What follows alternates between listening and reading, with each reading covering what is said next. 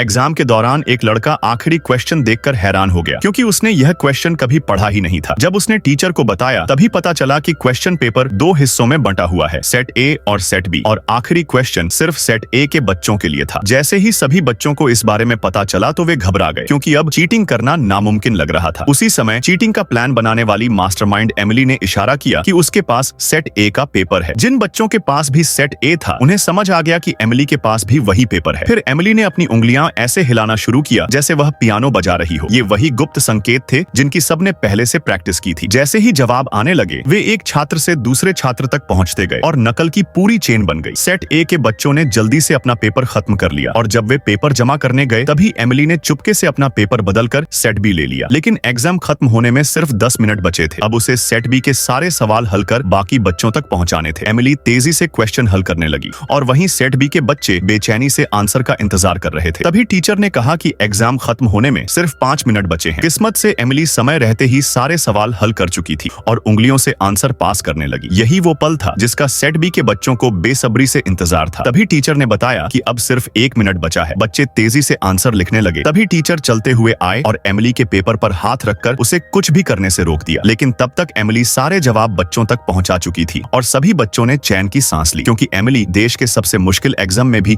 सबको चीटिंग करवा चुकी थी।